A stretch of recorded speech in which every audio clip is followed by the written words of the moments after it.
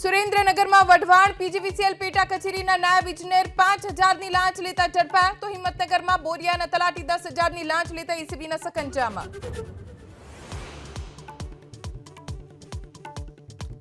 BZ ગ્રુપના કૌભાંડને લઈ grow more કોલેજમાં સીઆઈડી ક્રાઇમના દરોડા। ભૂપેન્દ્રસિંહ ઝાલાએ કેટલાક રૂપિયાના ટ્રાન્ઝેક્શન કોલેજના કર્મચારીના ખાતામાં થયાને લઈ તપાસનો ધમધમાટ।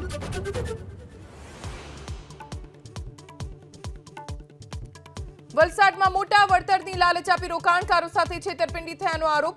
વાપીમાં સારણેશ્વર ક્રેડિટ કોઓપરેટિવ સોસાયટીની ઓફિસમાં લાગ્યા તાળા।